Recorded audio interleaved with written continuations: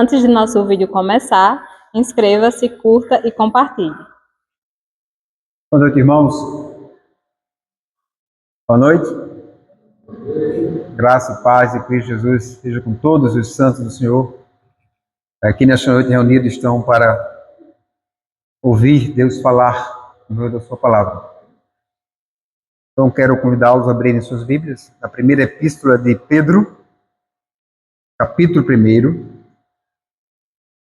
Hoje nós encerraremos o capítulo 1. Então a nossa leitura será do versículo 18 ao 25. Eu estou lendo a tradução da Bíblia, que é a Revista Atualizada, rara.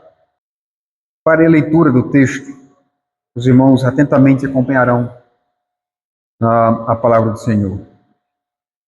Deus fala assim à sua igreja: sabendo que não foi mediante coisas corruptíveis, como prata ou ouro, que fostes resgatados do vosso fútil procedimento que vossos pais vos legaram, mas pelo precioso sangue, como de cordeiro sem defeito e sem mácula, o sangue de Cristo, conhecido com efeito antes da fundação do mundo, porém manifestado no fim dos tempos por amor de vós, que por meio dele tendes fé em Deus, o qual o ressuscitou dentre os mortos e lhe deu glória, de sorte que a vossa fé e esperança estejam em Deus, tendo purificado a vossa alma pela vossa obediência à verdade, tendo em vista o amor fraternal não fingido, amai-vos de coração uns aos outros ardentemente. Não fostes regenerados, não de semente corruptível, mas de incorruptível, mediante a palavra de Deus, ao qual vive e é permanente. Pois toda carne é como a erva, e toda a sua glória como flor da erva. Cerca-se a erva e cai a sua flor. A palavra do Senhor, porém, permanece eternamente. Ora, esta é a palavra que vos foi evangelizada. Deus soberano, eterno Deus, em cuja presença nós nos encontramos aqui nesta noite. É com temor e tremor que devemos estar nesse momento, porque o Senhor, como profeta, irá falar à tua igreja mais uma vez. E a nossa oração, Deus, então é pedir que o teu Santo Espírito nos ajude a lutar contra a nossa carne, contra o nosso coração pecaminoso, que por vezes pode estar aqui, mas resiste à palavra do Senhor. Não permita, Senhor Deus, que durante todo esse momento a nossa mente possa se desviar, os nossos olhares possam se desviar para outra coisa que não seja Cristo. Eu não preciso ver, mas eu sei que Ele está aqui e Ele é real. Então, se Cristo está no culto, Ele merece toda honra, toda glória, reverência. Que o Senhor Deus, então, ministre ao nosso coração. Não aquilo que nós queremos ouvir, mas aquilo que o Senhor tem para nos falar. Por mais que seja difícil, mas é a palavra do Senhor. E se é o teu Espírito que está se revelando a nós, ouvindo a palavra, nós não temos outra opção a não ser aceitá-lo de bom grado e louvá-lo, porque o Senhor fala conosco. E é no nome de Cristo, com perdão dos nossos pecados, que nós oramos ao Senhor e te agradecemos. Amém.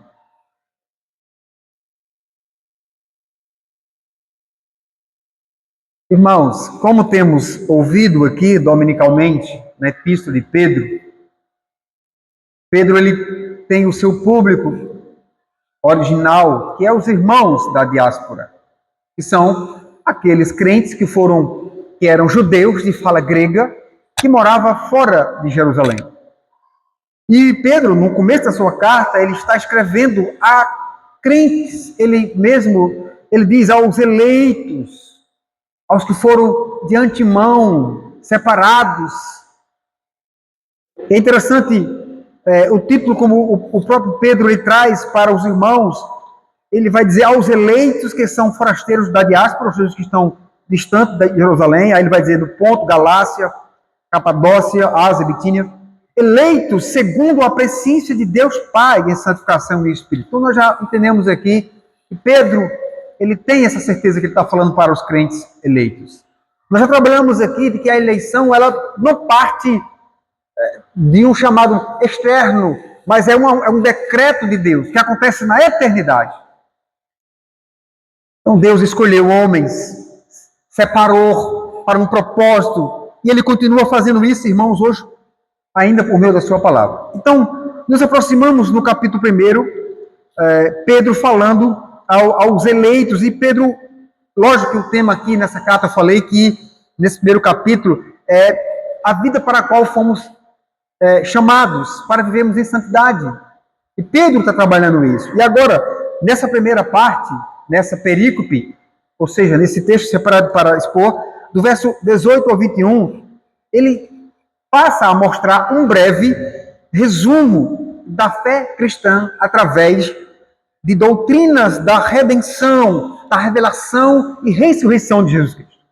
Quando nós falamos de doutrina, nós estamos falando de teologia, daquilo que Cristo passou para os apóstolos, daquilo que os apóstolos deram continuidade à igreja, daquilo que foi resgatado não apenas na patrística, na escolástica, mas também na reforma protestante, e tem chegado até nós. Então, doutrina não é usos e costumes, doutrina é a boa teologia, é o ensinamento de Cristo para nós. E Paulo, dizendo Pedro, ele fala nesse ponto acerca das doutrinas da redenção, aplicadas a nós por meio da revelação. Isso aconteceu por meio da encarnação de Cristo, da sua morte, sua humilhação e da sua ressurreição.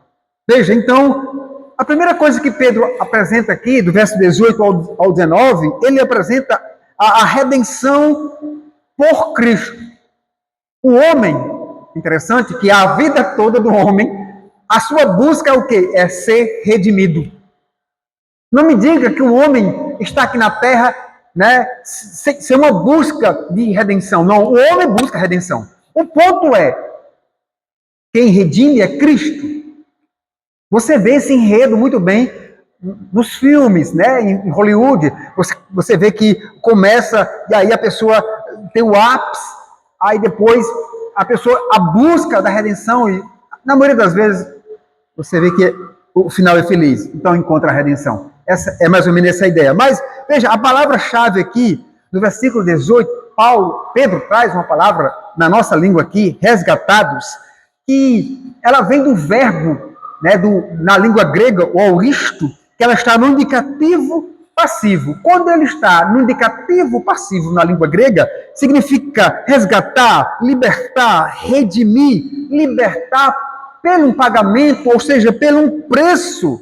Então, irmãos, perceba, para um bom judeu, e é o público que Pedro tem em mente, judeus fora de Jerusalém. Então, para um bom judeu, na sua cabeça, na sua mente, a figura de redenção, ela apontava para o resgate que Deus fez também lá no Egito, de forma divina, de forma maravilhosa, assombrosamente. Deus usou ali as 10 pragas e tirou Israel do Egito. Para os gentios, a libertação de um escravo, a cuja liberdade era paga. Então, perceba, no mundo grego, a ideia que se tinha era essa. Então, a pergunta é, do que os filhos de Deus foram resgatados? Se de fato teve um resgate? Se de fato teve uma libertação? A pergunta que se passa na cabeça dos judeus era, do que foi que fomos resgatados? E a resposta, ela é clara e evidente, do vosso fútil procedimento. Veja, se você tiver com a sua Bíblia aberta, veja o versículo 18.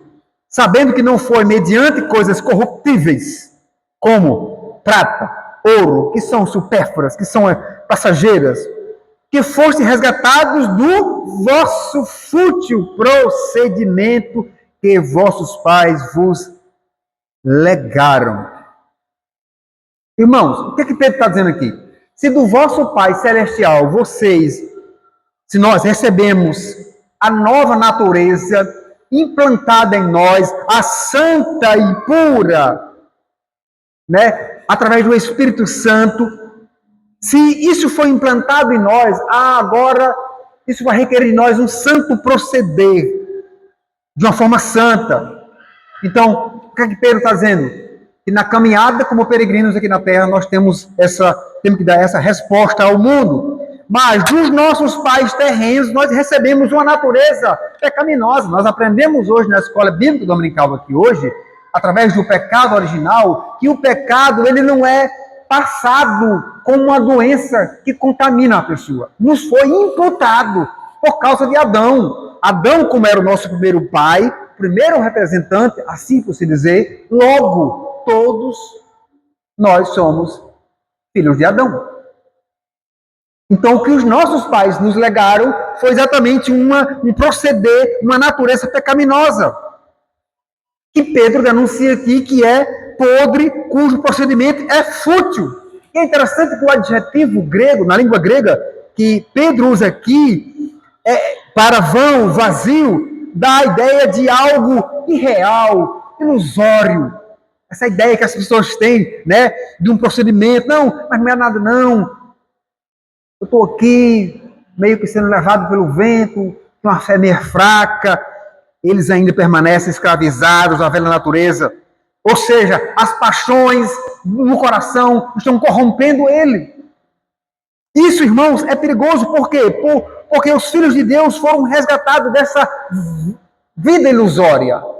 Dessa ilusão de parecer ser crente. Parece que a psicologia, ao tratar com vícios, ela incutiu na mente de muitos crentes que um viciado nunca deixa de ser viciado, mesmo que não pratique o vício. O Evangelho diz exatamente o contrário.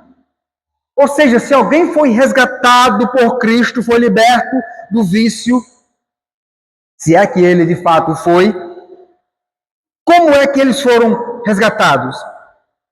A resposta aqui, à luz das Escrituras, irmãos, é interessante, porque, veja, sabendo que não foi mediante coisas corruptíveis, como essas coisas que o homem terreno valoriza, a prata, o dinheiro, essas ilusões, não foi por causa disso que foram resgatados.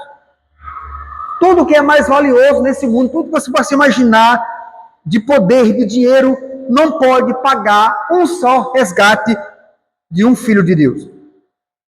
Por quê? Porque o valor do resgate é imensurável, eterno. Então, se faz necessário saber que é o preço, como diz o versículo 9, o precioso sangue. Veja o versículo 19. Mas pelo precioso sangue, como de cordeiro, sem defeito, sem mácula, o sangue de Cristo. E aqui esse é o ponto que nós entendemos que na cruz, Cristo vai nos substituir. Ou seja, tudo que Cristo passa na cruz, Ele está recebendo toda a penalidade da lei. Tudo que a lei exigia para um pecador ser resgatado, Ele sofreu. Agora você imagine, Cristo está recebendo a punição de todos os pecados de todos os homens em todas as épocas. Isso nós chamamos de expiação. No entanto, eu preciso dizer para você que está me ouvindo nesta noite, que essa expiação, ela é limitada aos eleitos. Isso implica dizer que essa eleição, por ser limitada, ela vai ser operada de forma sobrenatural, tão somente na vida dos eleitos. Na vida dos eleitos, na vida daqueles que Deus chama pelo Evangelho. Então, o sangue de Cristo não mostra o nosso valor, mas sim É Ele o que nos torna valiosos aos olhos de Deus. E como é que Deus faz isso? Deus faz isso por meio da revelação de Cristo. Volta os seus olhos para o versículo 20.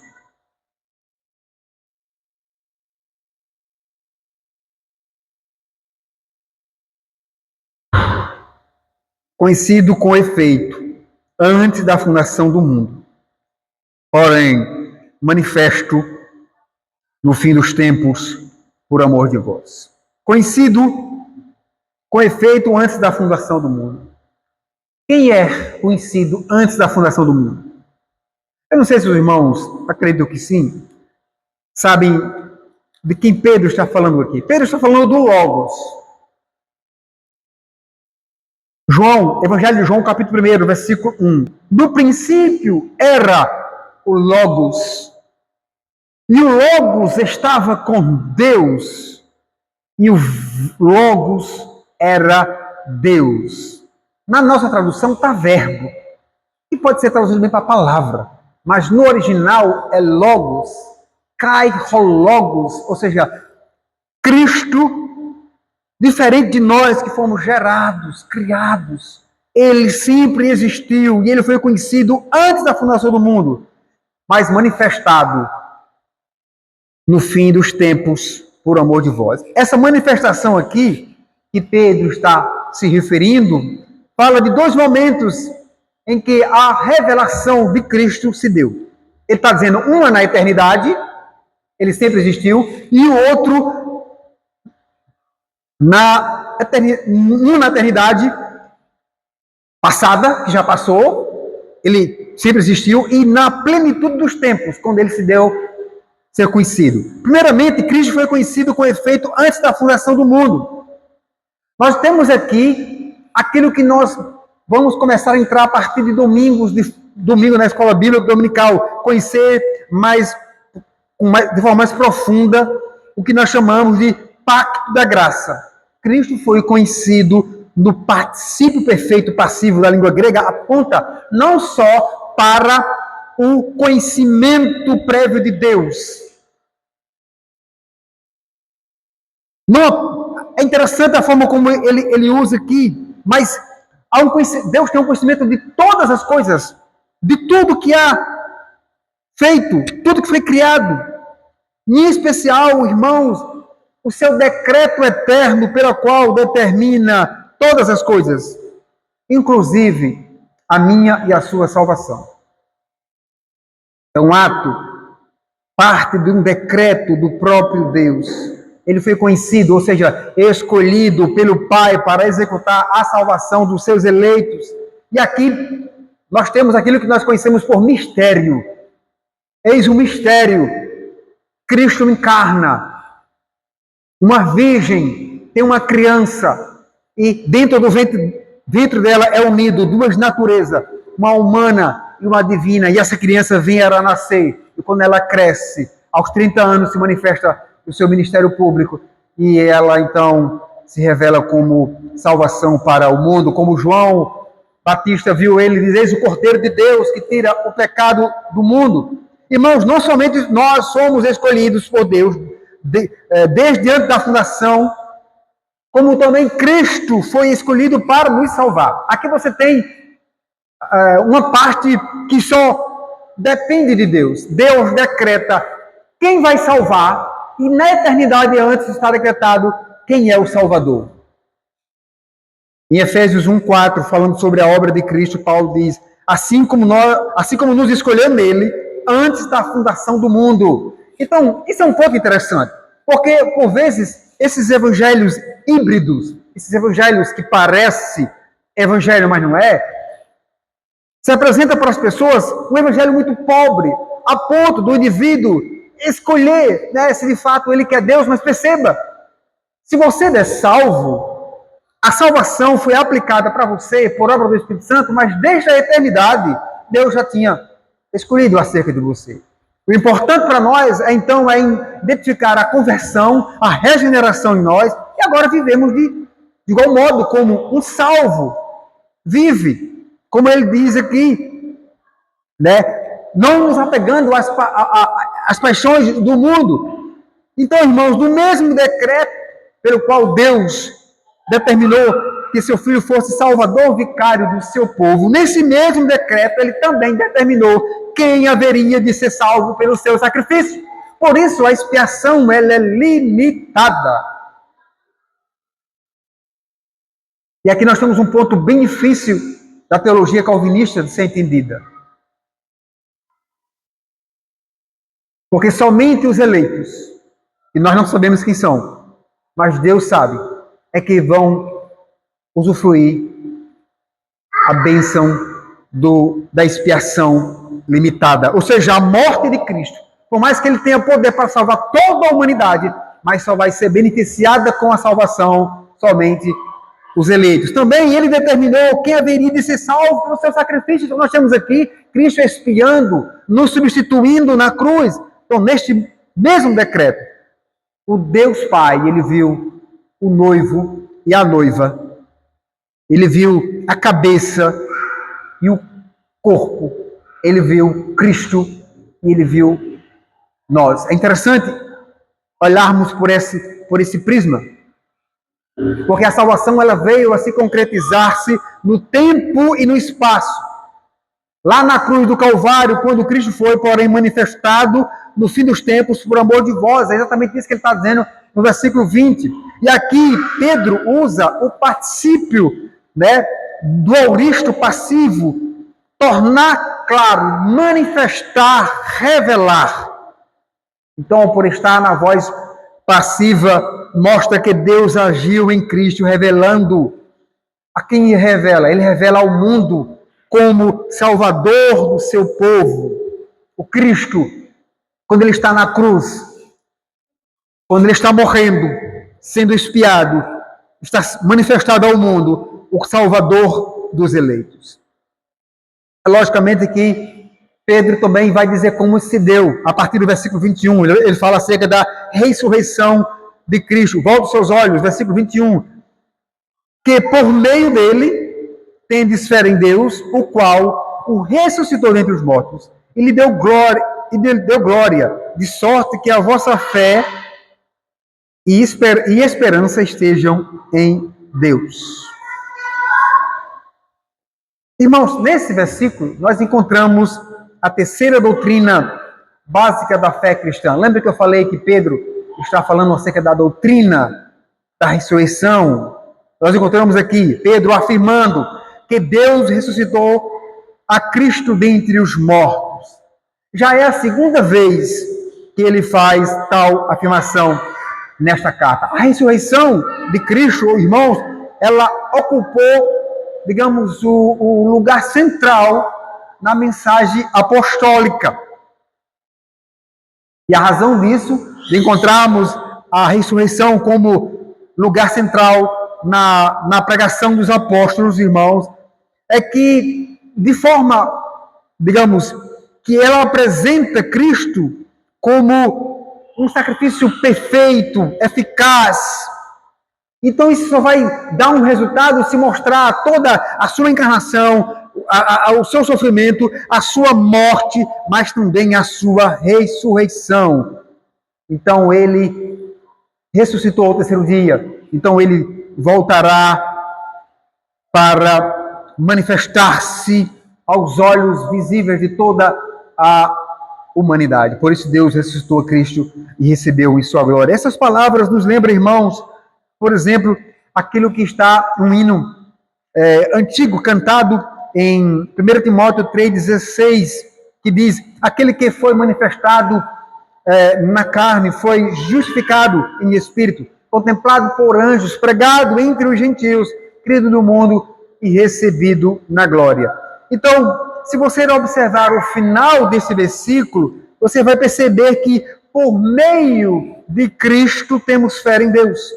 Então, tudo o que Cristo fez por nós foi para que a nossa fé e esperança estivessem firmadas tão somente em Deus. Assim como Deus ergueu a Cristo dentre os mortos, nós também cremos que um dia ressuscitaremos. Um dia cremos que um dia seremos ressuscitados, todos quantos dormem, um dia, ou, melhor dizendo, no dia do Senhor, serão ressuscitados. Então, essa é a fé, essa é a certeza que nós temos de que Deus, irmãos, cumprirá o que Ele promete fazer.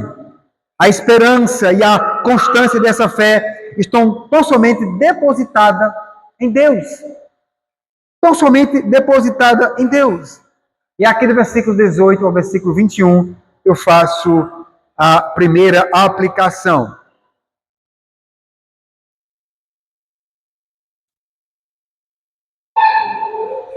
Primeira coisa que nós precisamos entender é que éramos escravos do pecado. E nenhum valor nesse mundo poderia nos libertar. Mas Cristo pagou pelo nosso resgate. Ele nos libertou.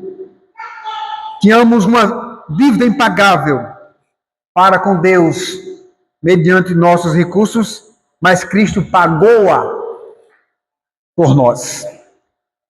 Irmãos, na vida de ilusão que vivíamos antes da regeneração, sequer perceberíamos a miséria em que nós nos encontrávamos. É exatamente isso, essa é a ideia. Se não fosse Cristo ter vindo nos resgatar, nós ainda estaríamos mortos nessa ilusão de que somos pessoas boas, de que há alguma coisa de boa em nós.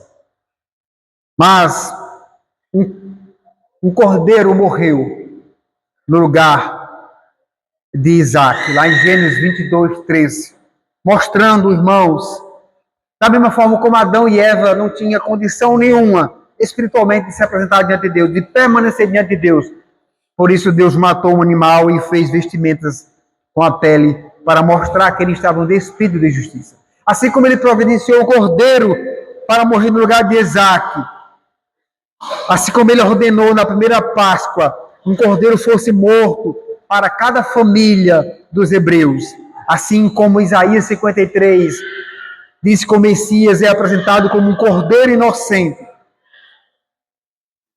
Assim, irmãos, como João Batista respondeu ao apontar para Jesus, dizendo: eis o Cordeiro de Deus que tira o pecado do mundo. No céu, os remidos e os anjos cantarão: digno é o Cordeiro. Digno é o Cordeiro de receber toda a honra, toda a glória e toda a adoração. A morte de Cristo não foi um acidente ou por acaso, mas foi a execução de um plano perfeito que foi traçado desde a eternidade. Por essa razão, a nossa fé e esperança tem de estar firmadas nas promessas do poder de Deus, bem como no sacrifício vicário de Jesus, o nosso Salvador. Segunda coisa, irmãos, que nós podemos ver nesse texto, do versículo 22 ao versículo 25, é que a nossa vida em relação aos irmãos. Então, veja bem, se no primeiro momento nós vimos, a partir do versículo 17, 18, a redenção que foi dada por Cristo, nós vimos também que essa revelação estava toda em Cristo. Nós podemos ver também a ressurreição de Cristo, no versículo 21, e agora nós podemos ver, então, que a nossa vida em relação aos nossos irmãos. Aí eu queria que você voltasse os seus olhos para o versículo 22 ao versículo 25 do nosso texto, que nos diz: tendo purificado a vossa alma, pela vossa obediência à verdade, tendo em vista o amor fraternal, não fingindo, amai-vos de coração uns aos outros. Melhor dizendo, de coração uns aos outros ardentemente, pois fostes regenerados não de semente corruptível, mas de incorruptível, mediante a palavra de Deus, a qual vive e é permanente. Pois toda a carne é como a erva, e toda a sua glória é como a flor da erva. Cercar-se a erva e cai a sua flor. A palavra do Senhor, porém, permanece eternamente. Ora, esta é a palavra que vos foi evangelizada. Aqui nós temos a vida cristã sendo colocada como ela deve ser vivida. E ele faz isso em dois níveis. Ele diz, primeiramente, em relação a Deus, e depois ele vai dizer em relação ao próximo. Aqui você tem o que nós podemos chamar as duas tábuas da lei. Na primeira tábua da lei, os 4 primeiros mandamentos, eles dizem respeito ao nosso relacionamento para com Deus. Na segunda tábua, os 6 mandamentos dizem respeito ao nosso relacionamento, ao meu relacionamento com o próximo. Essa é a ideia. A vida cristã dividida em 2 níveis, em relação a Deus e em relação ao próximo. E, assim, a lei de Deus está sendo apresentada desde o dia de Moisés. E agora ela está sendo ratificada pelo Senhor Jesus. E Pedro segue exatamente esta proposição. Ele, voltando-se agora para falar da relação entre irmãos, Pedro passa então a enfatizar, irmãos, verdades sobre o amor fraternal. E como isso precisa ser dito em bom tom, para que todos possamos ouvir. Então eu preciso considerar, em primeiro lugar, o que Deus fez por você, versículo 22 e 23. Em outras palavras, o que ele quer dizer, irmãos, aqui no versículo 22 e 23, é que uma vez que vocês foram purificados de seus pecados, quando vocês se puseram a obedecer à verdade do Evangelho, uma vez que vocês devem amar uns aos outros, então ponha-se a amar com amor sincero, com amor fervoroso, pois a nova vida que foi implantada em seu coração é eterna e provém da vida e permanece eternamente da palavra de Deus. Então, Pedro, quando diz a purificação a qual ele se refere, ele está falando da purificação espiritual e moral. Os rituais de purificação nos tempos do Antigo Testamento apontavam, irmãos, para essa purificação que havia de ser realizada pelo próprio Deus nos corações de seus filhos, como muito bem nos diz o profeta Ezequiel, capítulo 36. Pedro aqui, novamente, ele está combinando a soberania de Deus com a responsabilidade humana, quando ele passa a falar da purificação. Deus é quem purifica os seus, e estes, por sua vez, se submetem a Deus, obedecendo à verdade. O problema está aqui na questão de querermos obedecer a Deus. Se Deus é quem nos purifica, agora eu devo obediência a essa palavra, porque Ele usou um meio ordinário para nos purificar. Deus não brinca de salvar e depois tirar a salvação. Deus não tem tempo para perder com isso. Por isso a salvação é um ato que acontece num espaço distante de nós. Por isso salvação é decreto, é eternidade. Não depende do que eu faça aqui na terra. Não depende de como eu falo. Não, depende tão somente de Deus ter me escolhido ou não. E se Deus não me escolheu, eu não posso nem fazer nem cara feia. E é interessante, irmãos, que aquele que tem a palavra de Deus operando em seu coração, certamente ele terá um amor sincero pelos seus irmãos. E é importante, então, notarmos aqui o tom ao qual Pedro se refere a um amor verdadeiro, não fingido. Primeiramente, ele vai dizer, deve ser uma realidade, deve ser algo bem normal, transparente, revelado na minha cara com os meus irmãos. Em segundo lugar, este amor, assim como a santidade e a fé, não é produto humano, mas é tão somente resultado do poder de Deus no coração da pessoa. É interessante entendermos isso, aqueles que receberam a verdadeira vida, resultante da palavra de Deus, transformada em seu coração, irmãos, implantada agora no novo coração criado por Deus, ele tem total condições de amar de forma sinceramente e principalmente os irmãos da fé. Perceba, se tivermos dificuldade de amarmos irmãos na fé, nós temos um problema aí na nossa soteriologia, na nossa salvação. Como eu não consigo amar quem eu vejo, quem eu posso ter contato? mas eu amo Deus? Nós não podemos inverter. Se isso acontecer, irmãos, é um engano no coração.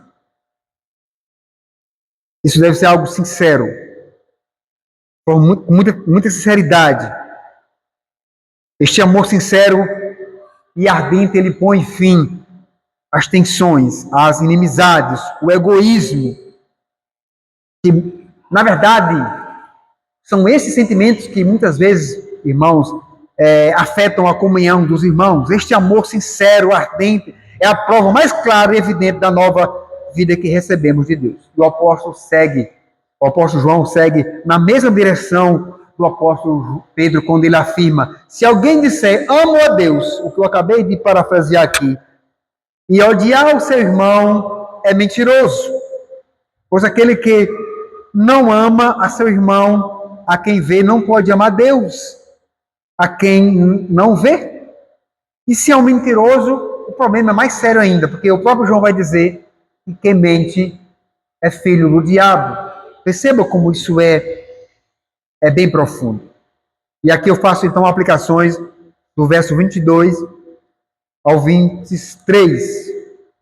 Eu diria, eu digo, quando lhe parecer difícil amar alguém, considere o que Deus fez por você. Deus amou você quando o mundo te odiava. E nada do que você vier a fazer aqui nessa terra merecia o amor de Deus. É amado por você. E esse amor é um amor ativo. Ou seja, ele é sempre, ele é permanente. Não é Deus ama hoje e deixa de amanhã. Ama hoje e amanhã não ama, não. O amor de Deus é ativo, ele agiu amplamente na vida eterna em seu coração. Onde só havia morte, Deus proveu vida. Tudo que você precisa para amar de forma sincera e fervorosa seu irmão, você recebeu de Deus quando ele implantou a nova vida, a semente no seu coração. Se você alega não conseguir amar alguém, na melhor das hipóteses, você está sendo desobediente a Deus. Na melhor das hipóteses. E na pior, você ainda não foi salvo. Agora, considere o que Deus diz a você no verso 24 e 25. Pois toda carne é como a erva, e toda a sua glória como a flor da erva. Seca-se a erva e cai a sua flor. A palavra do Senhor, porém, permanece eternamente. Ora, esta é a palavra que vos foi evangelizada.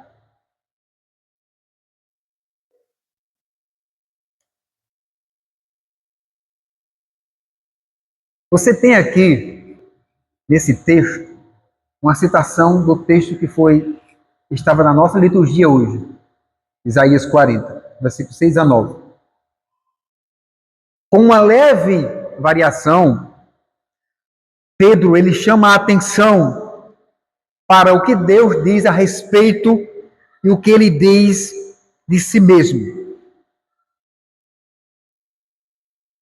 Então, devemos considerar aqui, irmãos, tanto um quanto o outro. O que Deus diz a nosso respeito. Versículo 24. Pois toda carne é como a erva. Ele está dizendo, ele está se dirigindo a nós. Aqui você vê, ou melhor dizendo, aqui nós vemos a nossa insignificância. Nós vemos aqui o quão somos passíveis, suscetíveis de sermos enfermos. Não há um só ser humano que não seja assim. Todos pecaram. Nós somos frágeis. Nossa beleza é exatamente como ele diz aqui, é como o da flor, é como um capim, é como uma plantinha. Ela murcha e cai. Por mais que tenhamos vigor forte, beleza. Tudo isso vai embora. Tudo isso passa, é transitório. Rapidamente nós vemos como a diversidade da vida ela nos torna nesse campo de combate, irmãos, e isso diz respeito também a uma verdade que deveria nos humilhar. Quando nós ferimos as outras pessoas, quando o nosso orgulho é prepotente, quando fazemos mal, quando não somos dóceis, quando não somos amorosos. É isso que Deus está dizendo acerca de nós. Agora perceba como Deus fala acerca de si mesmo. Ele diz, versículo 25, a palavra do Senhor, porém, permanece eternamente. Enquanto a vida aqui, a beleza é efêmera, é passageira, é transitória, a palavra de Deus é eterna. E ele está dizendo, e essa palavra vos foi evangelizada. Ou seja, vocês ouviram essa palavra. Pedro aqui está, então, contrastando a transitoriedade humana com a palavra de Deus, que é viva e permanece eternamente. Veja bem, todos os atributos relacionados à palavra de Deus, do Senhor nosso Deus, são também relacionados ao próprio Deus. Por isso, a palavra de Deus, ela é eterna. Por quê? Porque Ele é eterno. Ela é viva, porque Ele é o Deus vivo. Então, as duas formas usadas por Pedro, a palavra de Deus, no versículo 23, e a palavra do Senhor, no versículo 25, merecem uma atenção especial. Pedro, irmãos, ele não vê diferença naquilo que o Deus Pai e o Deus Filho dizem. Não há essa divisão. A palavra de Deus disse por meio dos profetas no Antigo Testamento. É a mesma que o Deus Filho disse por meio dos apóstolos no Novo Testamento. Não há aqui duas coisas. Ele então conclui, ele chega a uma conclusão, quando ele diz então, ora, esta é a palavra que vos foi evangelizada.